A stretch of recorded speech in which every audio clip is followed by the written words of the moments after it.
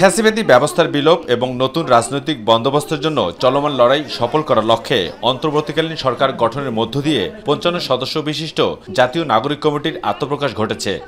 আহ্বায়কের দায়িত্ব পালন করবেন মোহাম্মদ নাসিরউদ্দিন পাটোয়ারি, সদস্য সচিবের দায়িত্ব পালন করবেন আক্তার হোসেন এবং মুখপাত্র হিসেবে দায়িত্বে থাকবেন সামান্তা শারমিন।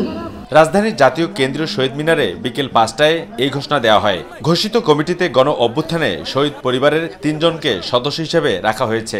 যারা আমাকে এভাবে মেরেছে তাদেরকে আইনে আওতা আনা হোক। অনেক কষ্ট করে আমার ভাইকে মারা হয়েছে, এই বিচার আমরা চাই।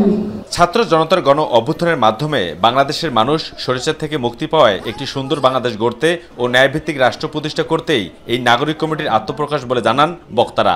আমার ভাইয়ের বুকে গুলি করেছিল, একটা গুলি আমার ভাই সব রক্ত শেষ করে দিয়েছে। পুনরায় স্বৈরাচারী শক্তি যেন মাথাচাড়া দিয়ে উঠতে না পারে সেই লক্ষ্যে ছাত্র জনতা ঐক্যবদ্ধ হয়ে কাজ করবে বলে জানান বক্তারা। ছাত্র জনতার অভ্যুত্থানের সরকার গঠিত হলেও পূর্বেকার ফ্যাসিবাদী ব্যবস্থা এখনও জনগণের সাফল্যের প্রতিদ্বন্দ্বী রূপে সক্রিয়। নিপীড়ক রাষ্ট্রযন্ত্রের ধ্বংসাবশেষ প্রতি পদে রাষ্ট্রের পুনর্গঠনকে বাধাগ্রস্ত করছে। ফলে ছাত্র জনতার অভ্যুত্থানের মধ্য দিয়ে রাজপথে নেমে আসা জনতাকে সংগঠিত করা, ৮ই আগস্টে গঠিত সরকারকে যুগপৎ সহযোগিতা ও জবাবদিহিতার আওতায় আনা, তদুপরি জনস্বার্থের পক্ষে নীতি নির্ধারণে ভূমিকা রাখার লক্ষ্যে আমরা নাগরিক দায়িত্ব পালনের অঙ্গীকার করছি। আমরা বলছি রাষ্ট্র কাঠামো পুনর্গঠন।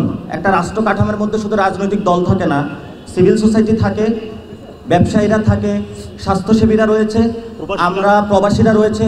প্রত্যেকটা সেক্টরে তরুণদেরকে ঐক্যবদ্ধভাবে আমরা কাজ করব। আমরা রাষ্ট্র গঠনের কাজে নামছি, আমরা শুধু কোনো দল গঠনের কাজে নামি নাই।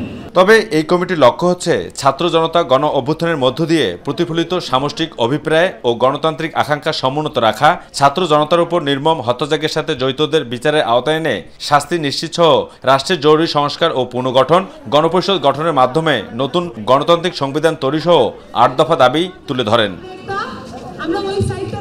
আবু সাদ অপু, মাই টিভি, ঢাকা।